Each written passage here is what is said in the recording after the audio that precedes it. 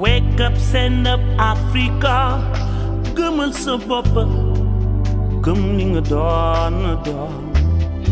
Lu bare nga am, lu bare nga mën, mënuloo noppi. Merci beaucoup, merci Madame Diaz, merci à vous tous. Et j'aimerais vous remercier aussi pour m'avoir fait l'honneur d'être votre invité ici et de pouvoir un peu partager mon expérience.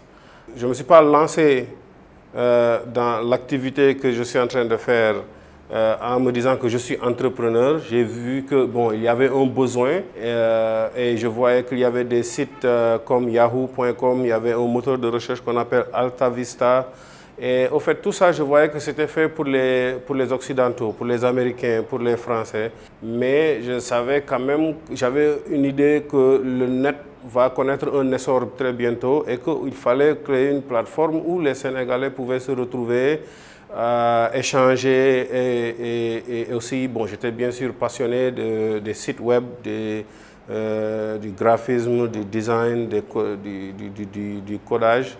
Et c'est là que j'ai commencé à créer Seneweb.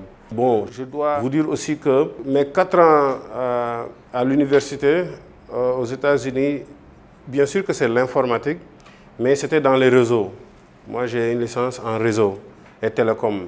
Quand il fallait choisir une matière à apprendre à l'école, à l'université, j'avais l'option entre la comptabilité, business administration et informatique. Le school counselor, c'est-à-dire la personne qui me donnait des conseils sur ce qu'il fallait choisir, m'a dit, ok, elle m'a proposé, bien sûr, accounting, business administration et computer science.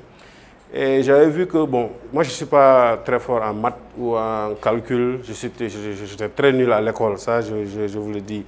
Et business administration, je vois que les livres, c'était comme ça. Hein. Des livres, j'ai dit que ça, je ne vais pas lire tout ça.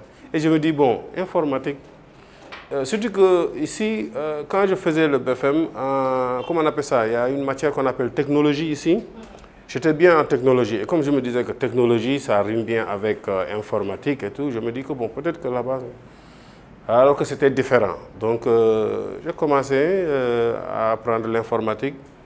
Je peux dire que même pendant 1 an, je suivais les classes comme ça, bon, ayant la note requise juste pour passer, sans pour autant avoir une orientation pointue. C'est juste que bon, je prenais les classes, j'étais pas... Au fait, on peut dire que c'était comme si de l'éducation généraliste, quoi. Mais je sais que c'est l'informatique que je faisais, mais je ne connaissais pas un peu les enjeux. Je ne comprenais rien, mais l'essentiel est que à chaque fois qu'il y avait un test, je savais répondre les bonnes réponses et avoir une bonne note pour passer. Mais un jour, au labo de l'école, je me suis connecté. En ce moment, il y avait Windows 3.1. Je me suis connecté. Et en ce moment, avec Windows, il y avait une partie. Il y avait DOS. Je ne sais pas si vous connaissez. Il y avait DOS, Disk Operating System. Et c'est quand vous êtes dans DOS, qui est un écran noir, avec un curseur, et tu tapes, bon, tu vois, tu tapes et tu vois que ça sort sur l'écran. Mais pour aller dans Windows, il fallait taper Win pour que le Windows charge. Et bon, il y avait un tutoriel de DOS que j'ai appuyé et m'a dit, tu tapes Win. Je tape Win et waouh, je vois Windows et ça me montre une souris. Et maintenant, je peux utiliser la souris et j'ai appris beaucoup de choses. Je me rappelle un soir comme ça, je me dis, wow, ça c'est extraordinaire. C'est-à-dire que c'était un monde virtuel pour moi. C'est-à-dire que tu prends, comment on appelle ça, une souris, tu cliques sur quelque chose, ça répond.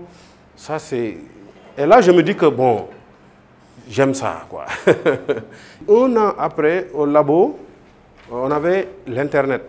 C'est là qu'on a commencé à vraiment utiliser ce qu'on appelle le World Wide Web. Quand on tapait